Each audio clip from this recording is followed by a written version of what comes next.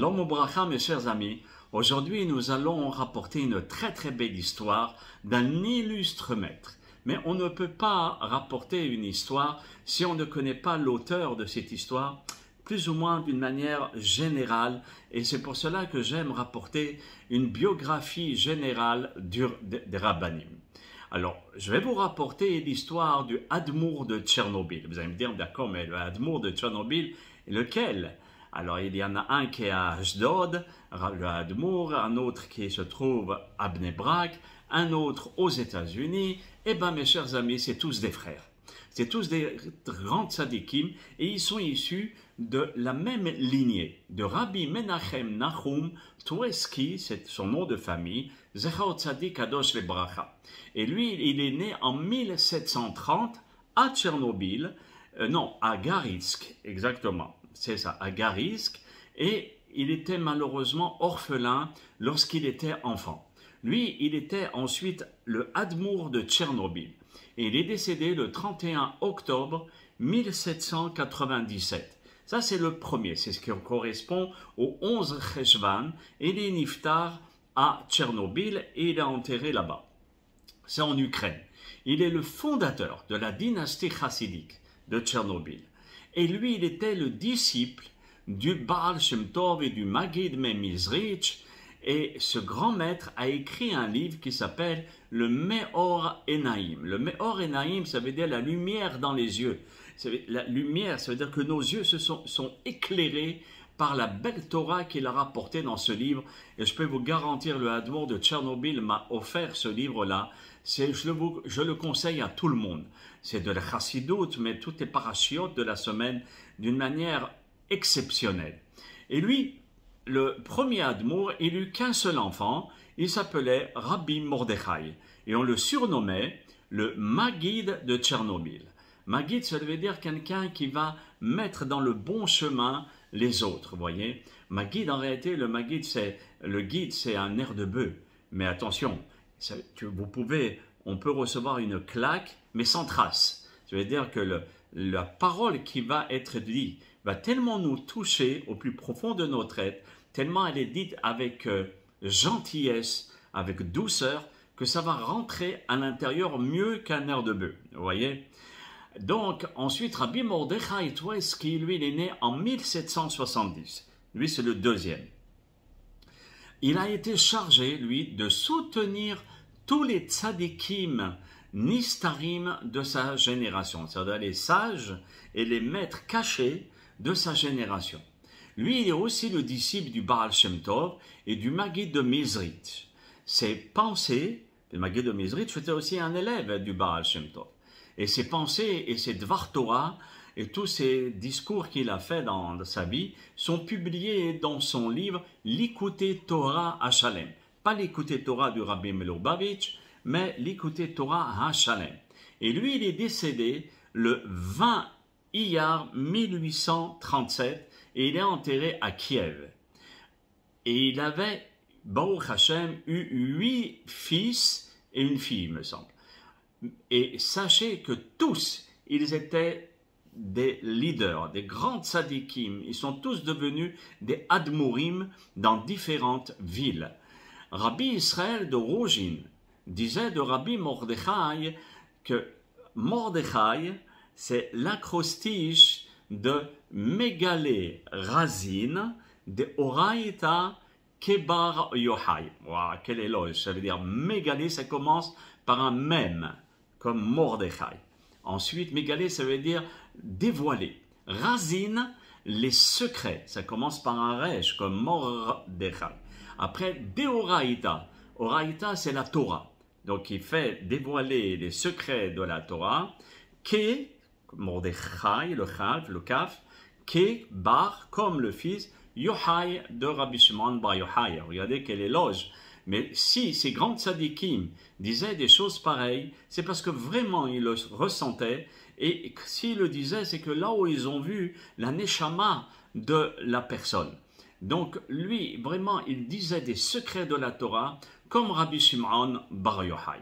Et ensuite, nous avons un de ses enfants qui s'appelle Rabbi Aharon Taberski de Tchernobyl. Lui, il était l'aîné des huit enfants. Il est né en 1784 et c'est de lui que nous allons parler. Et il est décédé le 8 Kislev 1871.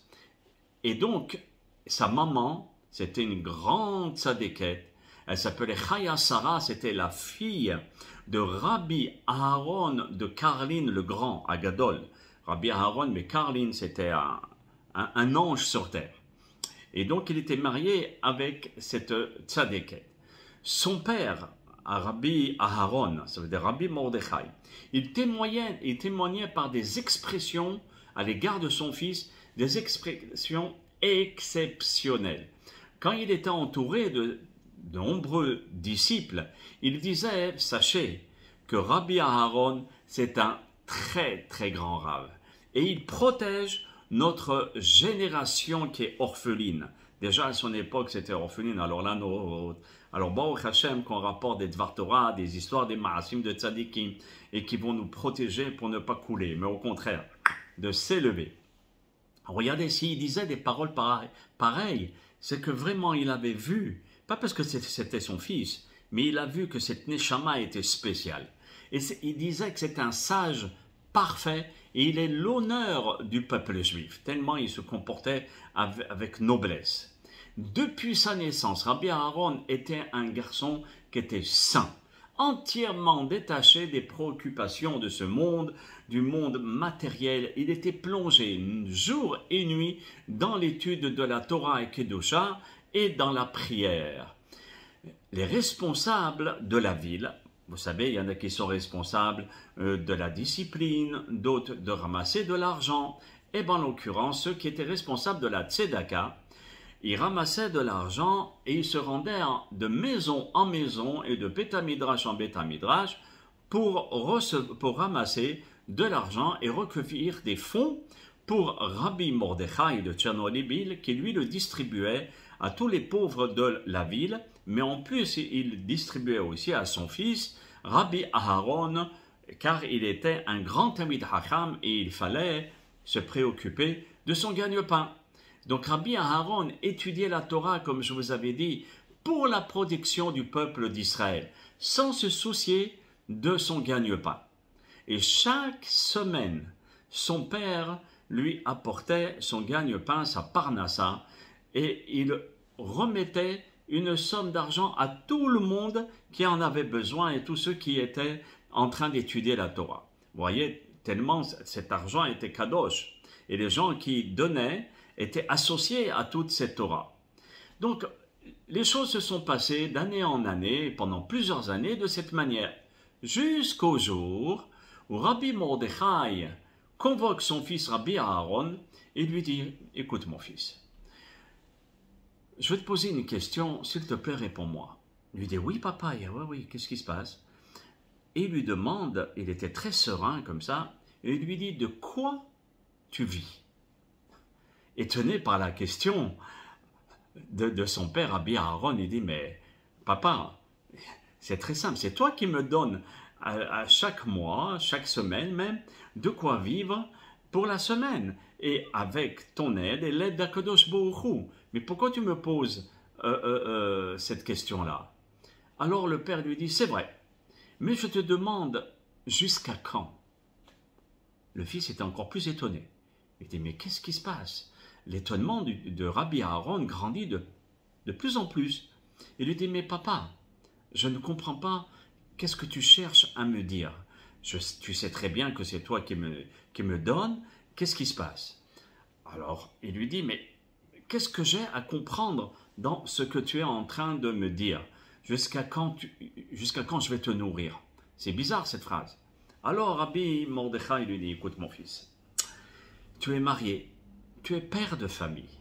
Et jusqu'à quand, moi, je dois être responsable de ta parnassa, de ta subsistance? Est-ce qu'un père a l'obligation de nourrir son fils et ses petits-enfants éternellement? Je commence à être âgé, mon fils. Alors, il faut absolument que tu subviennes, toi seul, à tes besoins. Oh là là, oh là là, oh là là. À ces mots, Rabbi Aharon allait s'évanouir. Il resta bouche bée devant son père. S'il n'avait pas entendu ces propos de son propre père présent et de ses propres oreilles, jamais il les aurait cru. Parce que c'est une bombe. Qu'est-ce qui se passe? Et son père pourvoyait à ses besoins depuis des années pour qu'il puisse se consacrer à la Torah et au service d'Akadosh Baruch Hu et de protéger le peuple d'Israël. Mais maintenant qu'il me dit ça, mais qu'est-ce qui s'est passé? Pourquoi brusquement il change d'avis? C'est quoi ce changement? Et Rabbi Aaron, il essayait d'analyser son père. Il jette un coup d'œil sur le visage de son père qui était très serein et il se dit, peut-être mon père me met à l'épreuve pour examiner ma réaction, pour savoir si je vais accepter de travailler et de quitter l'étude. Et cela, ça prouvera que je n'ai pas été assez enraciné dans le service d'Akadosh Baruch Hu. Ou peut-être, il veut savoir si je vais refuser, de quelle manière je vais refuser. Mais pourtant, quand il essaye d'observer bien son père, il le connaissait. Les enfants connaissent très très bien leurs parents, très très bien. Donc il observait son père de près et il se rendit compte vraiment, il se rend compte que ce n'était pas du tout le but de son père. Rabbi Mordechai alav shalom n'avait aucun priori, aucune pensée, aucune arrière-pensée par rapport à son fils. Il était glatt, comme on dit, clair, voilà. Alors là, maintenant, Rabbi Aaron lui dit, écoute papa, alors tu veux me dire qu'à présent, tu me donneras plus ma parnassa de semaine en semaine et que je dois me soucier de mon gagne-pain. Et Rabbi Mordechai lui dit, tout à fait, effectivement, tu as très bien compris mon fils. Alors, Rabbi Aaron était désemparé. Il reçoit c'est un choc quand même. Quelqu'un qui vous dit, voilà, Baruch Hashem, tu vas étudier, je veux que tu étudies de plus en plus. Et tout le monde était conscient de ça. Vous voyez, quand on fait partie de l'élite, il ne faut pas aller envoyer ces gens-là au travail. Bon, mais Rabbi Mordechai, c'est Rabbi Mordechai. Même si Rabbi Aaron allait perdre même la parole lorsque son père lui a dit ça, mais il se ressaisit vite et il demande à son père, papa, que dois-je faire maintenant? Je n'ai aucune expérience. Je suis ni tannier, ni boulanger, ni couturier. Je ne sais pas, j'ai aucune expérience. Jusqu'à présent, je fais qu'étudier. Alors le père lui dit, mais c'est quoi cette question? Voilà, l'étude. Eh bien, tu connais la fonction de tes pères et de tes grands-pères, de toute notre lignée, de père en fils. On enseignait la Torah. Et tes ancêtres étaient des Magidim, ça veut dire, c'est comme je vous ai dit au début du cours, des gens qui aident le peuple d'Israël à être dans le bon chemin et de les réveiller, Be'ezrat Hashem, à être... Parce que vous savez, l'être humain s'habitue. Il s'habitue, il a une certaine accoutumance des mitzvot. Alors bon, là, très bien, il fait shahrit, il fait minha, il fait arvit, il met des tefillin, il fait shabbat, mais il n'a plus d'entrain. Et c'est ça, si vous voulez, le cœur de toute la Torah. Alors le Maguide, lui, il est là pour réveiller, enflammer, si vous voulez, ce cœur de façon à ce qu'on puisse faire la Torah avec enthousiasme. Alors sache que tous les tzadikim de notre génération, ils passaient de village en village pour faire des Dvar Torah et d'aider le peuple d'Israël et de réveiller le peuple d'Israël. Alors toi aussi, mon fils, tu vas faire de même. Prends un bâton et mets-toi en route. Et tu vas prononcer des Dvar Torah dans toutes les synagogues, dans les maisons d'études, et les Bnei Israël, en guise de reconnaissance, parce que tu parles très bien, et tu es un grand Talmid Chacham, mon fils, ils te donneront quelques pièces pour ta peine et pour la Torah Akdosha qui respecte, et ce sera ton gagne-pain, comme tes ancêtres. Alors Rabbi Aaron, il accepte, il ne discute même pas avec son père. Il dit, d'accord, mais papa, par quelle ville je dois commencer? Dis-moi. Parce que de toute façon, c'est quand même le Hadmour. S'il lui dit une chose pareille, c'est qu'il sait pourquoi. Alors le père dit à son fils une ville, mais alors je ne vous dis pas. Il lui dit, tu vas aller à Pinsk. Pinsk? C'est pas une blague. Il lui dit pas ça, c'est sûr.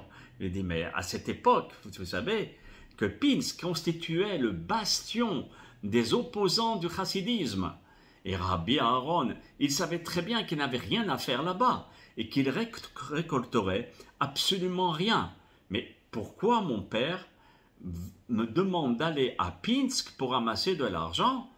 Mais, attention, Rabbi Aaron était un vrai chassid, un vrai homme de Torah. Et un chassid ne commence pas à discuter. Même s'il se pose plein de questions, il fait confiance. C'est un tzaddik, mon père, il sait ce qu'il fait et il sait ce qu'il dit. Même si je suis très étonné, j'y vais. Et Rabbi Aaron, il prend son baluchon et il se met en route. Et la confiance qu'il avait en son père et son attachement à la Torah était tel qu'il ne remit pas un seul instant l'attitude de son père en question. Haz vechalela. Vous savez, c'est comme c'est marqué dans la Torah. Vayaminu b'Hashem uv Moshe avdo. Ça, je le dis souvent dans mes cours. On a eu confiance en Hachem, mais aussi en son prophète, au Rav. Qui était le Rav de l'époque? Moshe Rabbeinu Alav Shalom. Alors, pareil en ce qui concerne de génération en génération, nous avons le Moshe de la génération. Et si nous avons notre Rabbi, il est notre Moshe Rabbeinu. Il est notre Rav.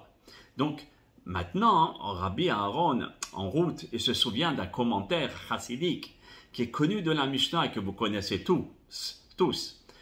La Mishnah Pirkei Avot dit « Ne dis surtout pas lorsque j'aurai le temps, j'étudierai. » Parce que la Mishnah nous dit « Oh, peut-être tu n'auras même pas le temps. » Et les chassidim ajoutent à cette Mishnah, ils expliquent ainsi « Ne dis surtout pas quand j'aurai le temps et les moyens, j'étudierai la Torah. » Pourquoi? Car peut-être Hachem, et c'est ça le point des chassidim, peut-être Hachem ne désire pas que tu serves la Torah et Akadosh Baruch Hu avec la richesse et quand tu auras le temps. Justement, Hachem, il te demande d'étudier la Torah avec, malheureusement, pas beaucoup de moyens et pas beaucoup de temps. Si tu as du temps, hein. Et donc à ce moment-là, c'est ça ce qu'il veut Akadosh Baruch Hu. Et quand tu es occupé et soucieux et que tu vas étudier, oh, quel mérite, d'accord? Donc Rabbi Aaron se disait que peut-être le but de mon père, c'est ça. Et en tout cas, le tzaddik n'avait pas à expliquer son intention, et il fallait lui obéir. Et c'est comme ça qu'il faut être. Les chassidim, ils ont une grandeur, c'est qu'ils écoutent le rebbe, ce qu'on appelle, le rabbi, d'accord? Et ils ne commencent pas à épiloguer avec lui. Très bien, Rabbi Aaron arrive à Pinsk et il se rend chez les responsables de la communauté pour leur demander s'il était possible de faire des Dvar Torah dans la synagogue et dans les maisons, cela veut dire dans la ville. Et donc les responsables lui répondent d'une manière assez sèche. Et il lui répond, écoutez, ici, nous avons un Rav. C'est le Rav de Pinsk et c'est lui qui prend toutes les décisions. Ici, c'est lui qui donne au Rabbanim la permission et l'autorisation de parler ou de ne pas parler en public. Et si le Rav refuse, alors vous devez partir de la ville avec la bourse vide, messieurs. Waouh! Rabbi Aaron prend son courage à deux mains et il fait confiance en Akadosh Baruch Hu et son Moshe Rabbeinu qui était son père et le Hadmour de Tchernobyl. Et sans attendre, il se dirige vers le rabbi de la ville, le Rav de Pinsk. À cette époque, le Rav de Pinsk, au départ, il y avait Rabbi Mordechai Zekhaim. Il était en 1858. Et lui, il a demandé, avant de partir de ce monde, que son remplaçant, ce sera Rabbi Elazar Moshe Horowitz, qui les deux, c'était des sommités. Donc, dans l'histoire, comme il n'y a pas la date exacte de la rencontre entre le Rav de Pinsk et le Hadmour de Tchernobyl, le futur Hadmour, alors je ne peux pas me prononcer en disant est-ce que c'était Rabbi Mordechai Zekhaim ou bien Rabbi Elazar Moshe Horowitz qui est parti de ce monde en 1890. Donc ça veut dire aussi bien l'un que l'autre, ils avaient une méthode d'étude qui était très litaïm et très étude. Le chassidim, on n'en veut pas. Donc sachez que aussi bien l'un que l'autre, même si c'était des grandes tzadikim, attention, ils étaient farouchement opposés aux chassidim, ils étaient adversaires, c'était des adversaires au rabbi. C'est comme si vous, par exemple, vous venez dans une école et vous rencontrez le directeur qui, lui, se fait insulter ou bien se fait bafouer par votre père et votre grand-père et votre arrière-arrière-grand-père de génération en génération. Vous n'allez pas aller le voir. Et ben voilà, c'est ce qui se passe. Mais comme c'était pour la Torah, alors on doit réagir avec sagesse et non pas l'ego qui va commencer à parler. Et vous allez voir dans cette histoire comment Hachem Yitbarach a donné un cœur sage à nos tzadikim. Bezrat Hachem, je vais continuer l'histoire dans la vidéo prochaine de façon à ce que ce ne soit pas trop long. À tout de suite mes chers amis, et nous allons voir la rencontre entre le Rav de Pinsk et le Admour de Tchernobyl. Le Rav de Pinsk, Rabbi Mordechai Zekheim ou Rabbi Elazar Moshe Horovitz. À tout de suite mes chers amis, à tout de suite.